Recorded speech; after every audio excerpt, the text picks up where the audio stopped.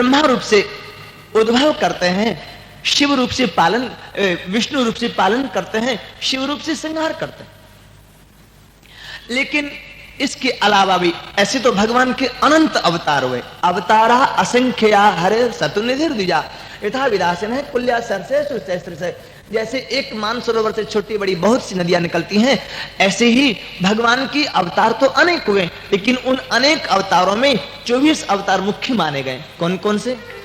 Mean, Varaha, Kamath, Narhari, बलिवामन, Parshuram, रघुवीर, कृष्ण, बुद्ध, कल्कि, व्यास, पृथु, हरि, हंस, मनवंतर, यज्ञ, ऋषभ, हयग्रीव, ध्रुव, वर्देन, धन्वंतर, बद्रीपति, दत्त, कपिल देव, सनकादिक। भगवान के 24 अवतार मुख्य माने गए हैं। इन 24 में से भी 10 प्रमुख हैं। दुई वंचर, दुई वारिचर, 4 विप्र, द्वैराव, तुलसी, 10 जस गाय के भवसागर तरी जाओ। इन 10 में भी 2 अति प्रमुख माने गए हैं, एक रामावतार, एक कृष्ण अवतार। श्री सूर्य जी ने अवतारों का क्रम गिनाते गिनाते बुद्धो नामना जन शुद्ध कीकट भविष्यति, कीकट देश में बुद्ध नाम का भगवान का एक अवतार होगा, भविष्यति। ये भविष्य काल की बात है। ये कथा पहले हो चुकी, बुद्धावतार बाद में हुआ है। अब कहा जाए तो कहा जाएगा कि बुद्धावतार हो गया, एक अवतार केवल बाकी बचा है, और वो जनिता विष्णु सो नामना कल्किर जगतपति, भगवान कल्कि के रूप में विष्णु नामक ब्राह्मण के यहां पर संभल ग्राम में प्रकट होंगे। अब वो संभल चाहे उत्तर प्रदेश का संभल हो, मुरादाबाद डिस्ट्रिक्ट का, चाहे वो उड़ीसा का संभलपुर हो, चाहे और किसी कोने का संभल हो, भगवान संभल में प्रकट होंगे। अब किस संभल में प्रकट हो ये तो वही जाने, सर्वतंत्र स्वतंत्र है। लेकिन सच बात तो यह है, जो जितना संभला रहेगा उसकी उतनी ही जल्दी ठाकुर प्रकट हो जाए। हम अपने आप को संभालें, यही संभल है। जो जितना संभला रहेगा उसके यहां उतनी ही जल्दी ठाकुर प्रकट हो जाएंगे। इसके बाद भगवान जब जब अवतार लेते हैं, भगवान की लीलाओं का गायन करने के लिए भगवान ही व्यासरूप नारायण के रूप में प्रकट होते हैं। ये श्रीमद् भागवत जी भगवान ने ब्रह्मा जी को कही, ब्रह्मा जी ने नारद जी को सुनाई, नारद जी ने श्री व्यास जी को सुनाई, व्यास जी ने इस कथा को 18,000 श्लोकों में विस्तार करके श्री सुखदेव जी को कथा कही। सुखदेव जी ने गंगा किनारे बैठे श्री परीक्षित जी को कथा सुनाई। उसी समय श्री सूत जी भी बैठकर कथा सुन रहे थे। अहम चाद्यगमम तत्र, सूत जी कहते हैं अहम चाद्यगमम तत्र निविष्टस्तदनुग्रहात् सोहम वस्त्राविष्यम यथारितम यथामति। मैंने भी अपने गुरुदेव से बैठकर वहां पर कथा सुनी, और जैसी मैंने सुनी, जैसी मेरी तुच्छ बुद्धि में अट पाई, वैसी मैं कहने जा रहा हूं। अर्थात कहने का तात्पर्य, मैं अपने गुरुदेव की बराबरी तो नहीं कर सकता, तानसेन स्वामी हरदास जी की बराबरी तो नहीं कर सकता, लेकिन जो उनसे प्रसाद मिला वो तो जरूर बांटता ही बांटता। ऐसे ही श्री सूत जी कहते हैं यथारितम यथामति, जैसी मेरी बुद्धि में अट पाया, मैं जैसा कह सकता हूं वही कथा कहने जा रहा। तब श्री सोनक जी ने कुछ जिज्ञासाएं की। पहले जिज्ञासा तो आप ये बताइए, आपने बताया व्यास जी भी भगवान हैं, नारद जी भी भगवान हैं, क्या भगवान भी चिंतित होते हैं क्या? और भगवान को भी भगवान से उपदेश लेना पड़ता है क्या?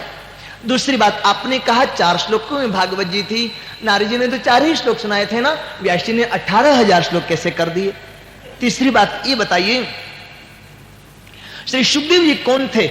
और जब सुखदेव जी जन्म लेते ही जंगल में चले गए थे, फिर भी आकर के श्रीमद् भागवत जी कब पढ़े, कैसे पढ़े, उनको श्रीमद् भागवत जी कैसे मिली? एक जिज्ञासा यह है, श्री परीक्षित जी को क्यों श्राप लग गया था? सुना है परीक्षित जी बहुत अच्छे राजा हुए, जीवन में सबकी सेवा की, भगवान ने उनकी रक्षा की थी, उनको श्राप क्यों लगा?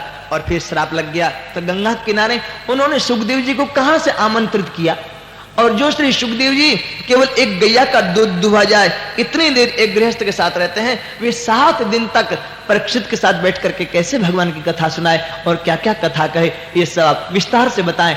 श्री शौनक जी की जिज्ञासा को सुनकर के सूत जी ने तो उसी क्षण समाधान प्रारंभ कर दिया, लेकिन व्यास गद्दी से इन जिज्ञासाओं का समाधान अब 3 बजे प्रारंभ होगा। सभी लोग भगवान नाम जय जय घोष करते हुए संकीर्तन करेंगे। बोलिए श्री भक्तवत्सल भगवान की। सभी लोग बड़ी श्रद्धा प्रेम उत्साह से जय घोष करें। बोलिए श्री भक्तवत्सल भगवान की, श्री राम कृष्ण भगवान की, राम रसिया श्री हनुमंतलाल जी महाराज की, श्री गौरी शंकर भगवान की, श्री बद्रीनाथ भगवान की, श्री सपरकर श्रीमद् भागवत महापुराण की, श्री सुखदेव जी महाराज की, श्री परीक्षित जी महाराज की, श्री गंगा मैया की, श्री सद्गुरुदेव भगवान की, श्री सर्वसंत वैष्णव भगवान की। जय जय श्री सीताराम, जय जय श्री राधे श्याम, हर हर महादेव। सभी लोग भगवान नाम संकीर्तन का आश्रय लें। तत्पश्चात आई कथा प्रारंभ होगी। राधा राधा राधा राधा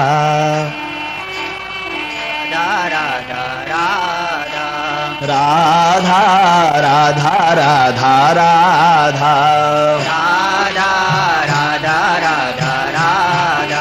राधा राधा राधा राधा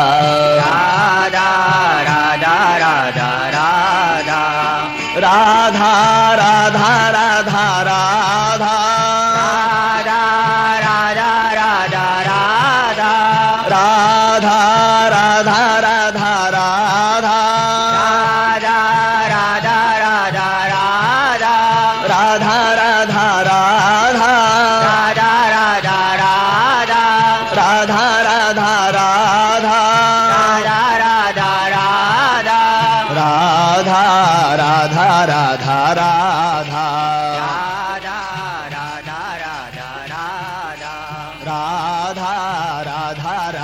राधा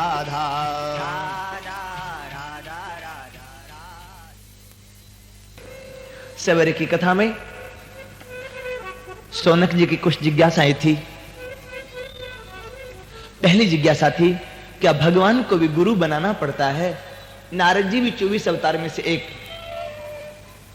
और श्री व्यास जी भी 24 अवतार में से एक, फिर भी भगवान को भगवान से उपदेश क्यों लेना पड़ा?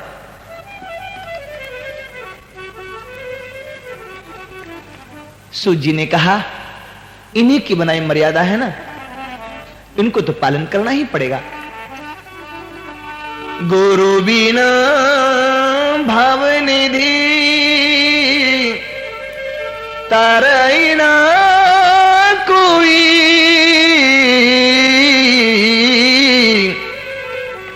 जो विरंचि शंकर सम होई, जो विरंची शंकर सम होई। यदि ब्रह्मा और शिव जैसा भी कोई हो जाए तो बिना गुरु कृपा के पार होना बड़ा मुश्किल है।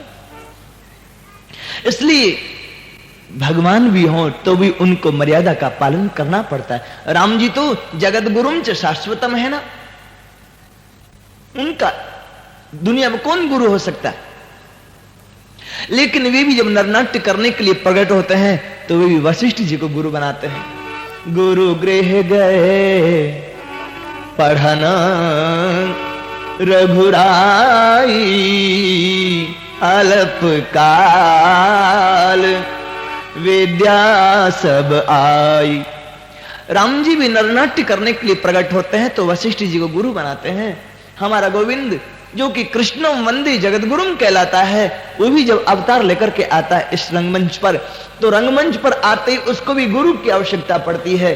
तो कभी संदीपनी जी को गुरु बनाता है और कभी गर्ग जी को गुरु बनाता है। गर्ग जी से दीक्षा ली है, संदीपनी जी से शिक्षा ली है।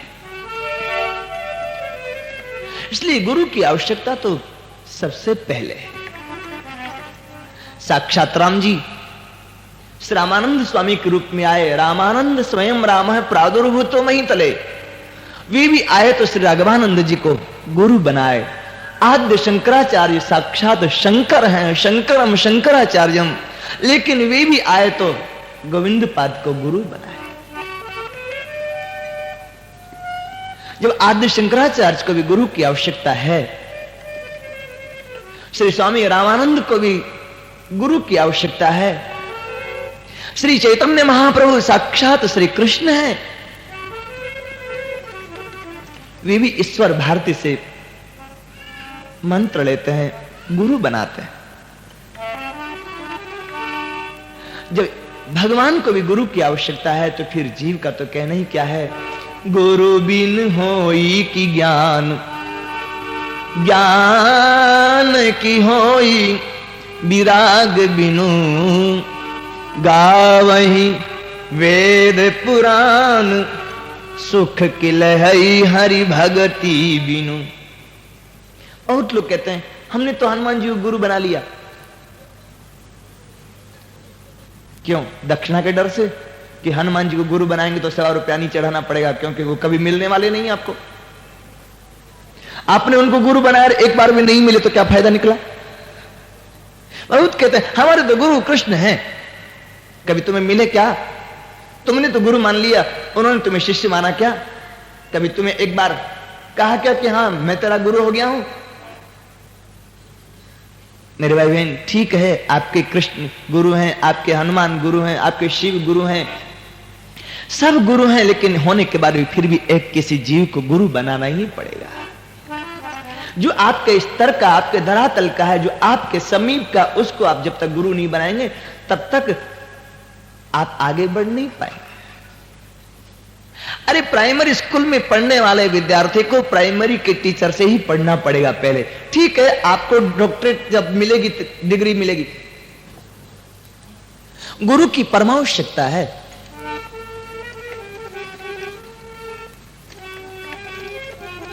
और ये बात केवल हम ही कहते हैं, सो बात नहीं है।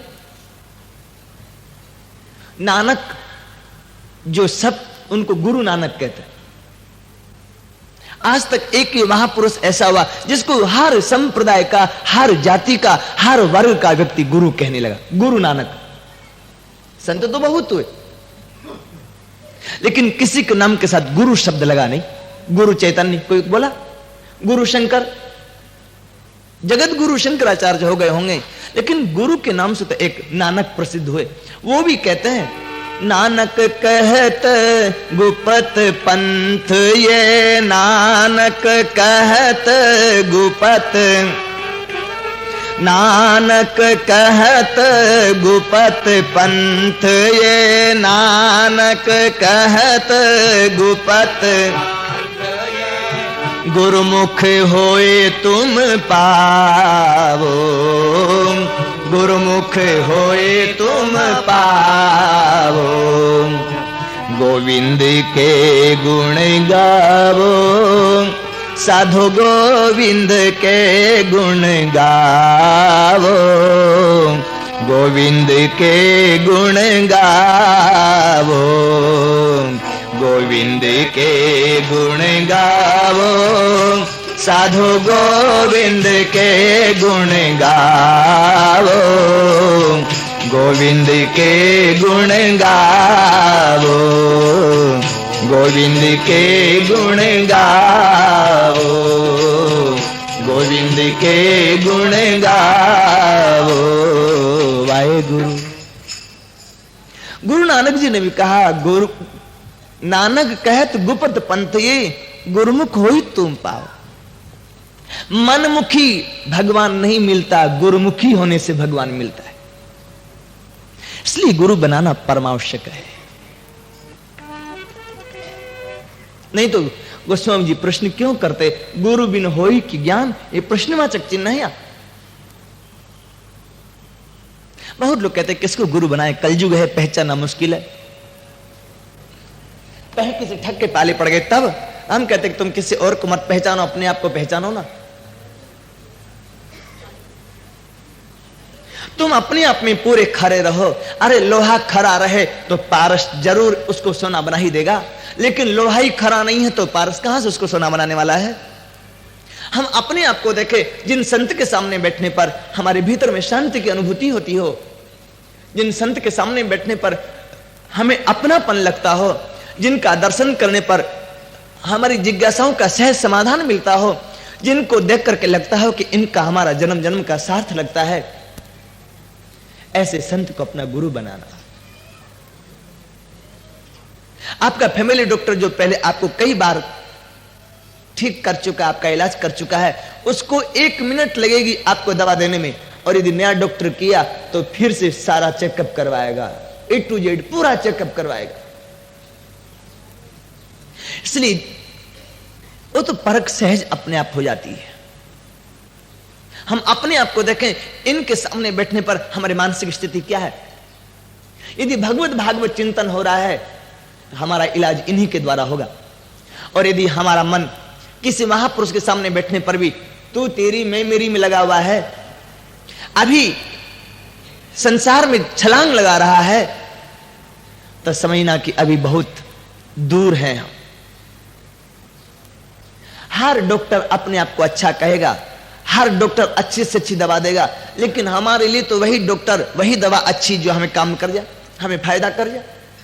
इसलिए हम अपने आप को देखें, जिन संत के सामने बैठने पर हमें आत्मिक शांति मिलती हो, सहज समाधान मिलता हो, अपनापन जैसा लगता हो, भगवत चिंतन होने लगे, भगवत स्मरण होने लगे, तो समझो कि अब हमारा कल्याण यहां हो जाएगा।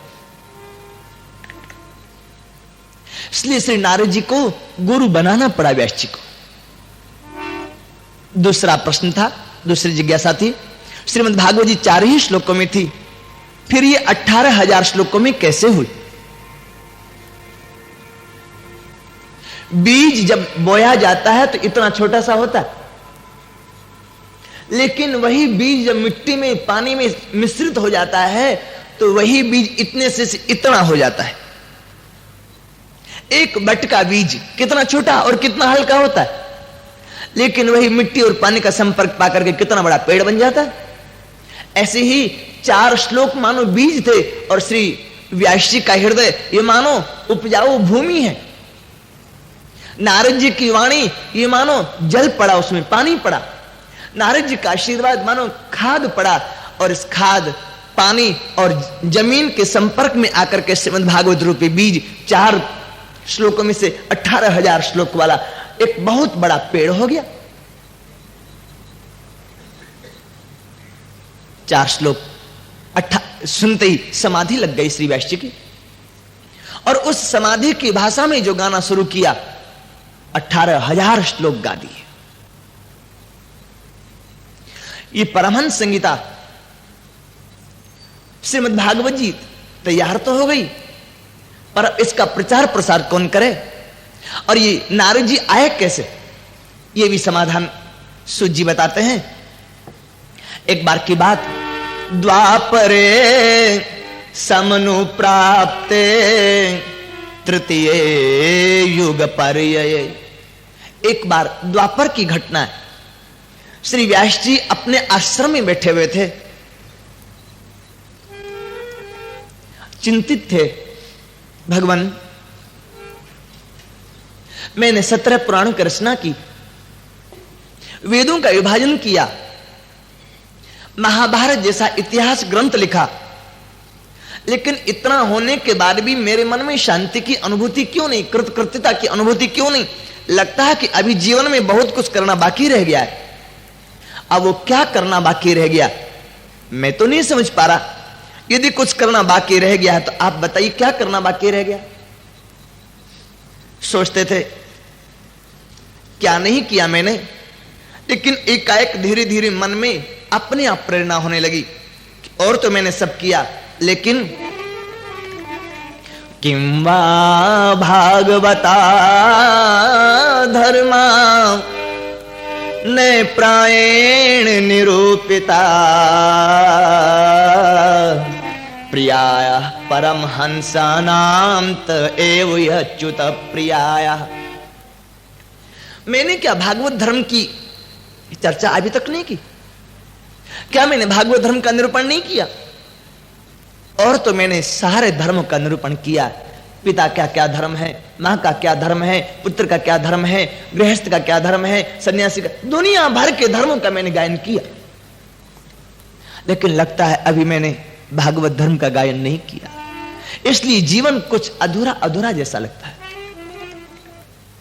एक बार श्री स्वामी अखंडानंद जी महाराज, हमारे श्री वृंदावन के बड़े अच्छे संत हुए, श्री स्वामी अखंडानंद जी महाराज एक जगह प्रवचन कर रहे थे।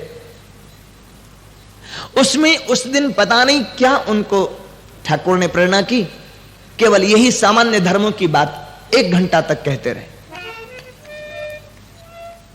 पूज्य श्री हरि बाबा संकीर्तनाचार्य हुए हैं वृंदावन के, वो भी बैठे हुए थे कथा में। जब कथा हो गई और स्वामी जी अपने आसन पर चले गए तो श्री हरि बाबा ने कहा, स्वामी जी आप जब कथा कहें तो कभी कभी हम गरीबों का भी ख्याल कर लिया करिए। क्या तात्पर्य? आपने इतनी देर और बातें कही, कहीं बीच में थोड़ी सी ठाकुर की चर्चा भी कर दिए होते तो हमें भी खुराक मिल गई होती। ये परमहंस संत लोगों के तो एक एक खुराक है, भगवत भागवत चर्चा। या तो मौन रहें या फिर ये हरि जस बोले, असद अलाप कबहू नहीं लोले। मान सरोवर तट के वासी, हरि सेवारती और उदासी। नीर क्षीर को करई निबेरा, कहते कबीर वही गुरु मेरा। यह है परमहंसों की संगीता। क्या मैंने परमहंसों को अच्छा लगने वाला भागवत धर्म नहीं गाया? लेकिन ये अभी कंफ्यूजन में है, अभी कोई डिसाइड नहीं हुआ है कि यही बात है। सोचते सोचते उसी समय नारद जी पधारे। और एक सबसे बड़ा सूत्र है जीवन का, हम किसी चिंता में पड़ गए हों, हमें कोई रास्ता नहीं दिखाई पड़े, हम भटक गए हों अपने आप में, और ऐसे समय पर यदि कोई संत मिल जाए तो समझना कि हमें कोई रास्ता दिखाने वाला ठाकुर ने भेज दिया, हमारी चिंता दूर करने के लिए किसी को भेज दिया। व्यास जी चिंतित बैठे थे, उसी समय एकाएक कृष्णस्य नारदो भ्यागानाश्रमं प्रागुदाहिर्तम, एकाएक श्री नारद जी प्रकट हुए, हाथ में वीणा लिए, वीणा बजाते हरिगुण गाते, नारायण नारायण करते हुए एकाएक नारद जी प्रकट हुए। बोली श्री नारद जी महाराज की। नारद जी को देखा, व्यास जी की खुशी का ठिकाना नहीं रहा। अब मोही भरोस हनुमंता, बिनु हरि कृपा मिले नहीं संता, बिनु हरि कृपा। और सब चीज मिल सकती है, तात मिले अरु मात मिले, सुत भ्रात मिले, जुवती सुखदाई, राज मिले गजबाज मिले, सब साज मिले मन वांछित पाए। लोक मिले सुर लोक मिले, विधि लोक मिले वैकुंठ उजाई। सुंदर साज मिले सब ही सुख, पर दुर्लभ संत समागम भाई। राम का मिलना सहज है, लेकिन संत का मिलना दूर। पलटू संत मिले बिना राम से परे ना पूर। भगवान का मिलना सहज, उसका नाम है खुदा। खुद आए, आप पुकारो और उसको आना पड़े। और खुदा है, खुद आता है, उसका मिलना सहज है। खुद आके खुदा मिल जाए भले, लेकिन बंदे खुदा के मिलेंगे नहीं। राम जी का दर्शन दंडकारण्य वालों को भी हुआ, राम जी का दर्शन लंका वालों को भी हुआ, लेकिन भरत जैसे संत का दर्शन हुआ? भरत जैसे संत का दर्शन भारद्वाज जी तक को हुआ, चित्रकूट वालों तक को हुआ, बस उसके बाद कहां भरत जैसे महापुरुष का दर्शन। और जब भरत जी का दर्शन हुआ तो भारद्वाज जी को निर्णय हो गया कि मैंने जो साधना की थी उसका फल था राम दर्शन, और राम दर्शन का भी कोई फल हो सकता, मैंने अब जाना राम दर्शन का फल है भरत जैसे महापुरुष का दर्शन। सब साधन कर सुफल सुहावा, लखन राम सिय दर्शन पावा। सब साधन कर, सारी साधनाओं का सुंदर फल है लक्ष्मण राम और जानकी का दर्शन। लेकिन तई फल कर पल दरस तुम्हारा, सहित प्रयाग सुभाग हमारा। जो मैंने भगवान का दर्शन किया आज उसका फल मुझे मिला, और वो फल है तुम्हारे जैसे महापुरुष का दर्शन मेरे को मिला भरत। ये कोई मैं बनावटी नहीं कहता। सुनो भरत हम झूठन कहीं, क्योंकि उदासीन तापस वन रही। हमें तुमसे कुछ लेना हो और हम चिकनी चुपड़ी बात करें, बटरिंग करें, सो नहीं है। हमें तुमसे कुछ लेना नहीं है, हम उदासी हैं, हम तपस्वी हैं, हम जंगल में रहते हैं, तुम्हारे राज्य में भी नहीं रहते कि जो तुमसे हम दब करके काम करें। हम कुछ तुम्हारी मुंह देखी बात नहीं करते हैं, लेकिन जो बात है वास्तविकता वो यही है। तुम तो भारत मोर मत एहू, धरे देह जनु राम सनेहु। संतों का दर्शन, सदगुरु का दर्शन, महापुरुष का दर्शन, ये तो बड़ा मुश्किल है। नारद जी का अनुभव है। नारद जी ने 84 सूत्र लिखे, नाम हुआ नारद भक्ति सूत्र। उसमें से एक सूत्र है, महत संगस्त दुर्लभ हो। संत का मिलना मुश्किल, अगम्य, मिल जाए तो हम पहचान नहीं सकते हैं। हम कहेंगे अरे बाबा ऐसे महात्मा से तो हम गृहस्थ अच्छे हैं, हम अपने आप को तुरंत महान मान जाएंगे, क्योंकि पहचान नहीं पाते। स्वल्प पुण्यवताम राजन विश्वास हो नहीं बुझाते, थोड़ा पुण्य हो तो विश्वास नहीं होता है। पर हां इतना जरूर है, हम पहचाने नहीं पहचाने, उनका दर्शन हमारा कल्याण जरूर कर देगा। महत संगस्त दुर्लभो अगम्यो अमोघश्च। अमोघ दर्शन है संतों का दर्शन, अमोघ दर्शन, कभी निष्फल होने वाला दर्शन नहीं है। नारद जी का दर्शन करके श्री व्यास जी की खुशी का ठिकाना नहीं रहा। आहा, कृष्णस्य नारदो भ्यागादाश्रमं प्रागुदाहितम। नारद जी ने आसन स्वीकार किया, व्यास जी ने पूजा की नारद जी की, और इसके बाद पूजा मां से विधिवन नारदम सुर पूजितम, देवताओं के द्वारा भी जो पूजित हैं ऐसे नारद जी की पूजा की है व्यास जी ने। और फिर आसन पर पधरा करके प्रणाम किया। नारद जी ने व्यास जी को देखा, हृदय भर आया और पूछ बैठे, पाराशरीर महाभाग भवतः कच्चिदात्मना पारितुष्यति शारीर आत्मा मानस एव वा। हे महाभाग पाराशरी, पराशर नंदन, ये बताओ तुम आत्मा से, मन से, शरीर से स्वस्थ तो हो? पारितुष्यति शारीर आत्मा मानस, यानी तीनों का अलग अलग कनेक्शन है। शरीर का सुख कुछ और है, मन का सुख कुछ और है, आत्मा का सुख कुछ और है। शरीर का सुख तो यह है कि ठीक से भोजन मिले, ठीक से रहने की व्यवस्था मिले, ये शरीर का सुख है। लॉटरी खुल जाती है, कोई मित्र मिल जाता है, कोई ऐसी अच्छी घटना घट जाती, वो मानसिक सुख है। हमारे रिश्तेदारी में किसी को कुछ हुआ, अच्छा काम हुआ, हमें प्रसन्नता हुई, उससे कुछ व्यावहारिक चीज तो हमें नहीं मिली, लेकिन ये मानसिक सुख मिला। आपकी बेटी की शादी हुए 10 साल हो गए थे, लड़का नहीं हुआ था, एक का एक आपको खबर मिली कि आपकी बेटी को लड़का हुआ और आप प्रसन्न हो उठे, ये क्या है? मानसिक सुख हुआ आपको। लेकिन आत्मा का सुख इससे भी परे है। आत्मा का सुख क्या? परमात्मा की प्राप्ति ही आत्मा का सुख है।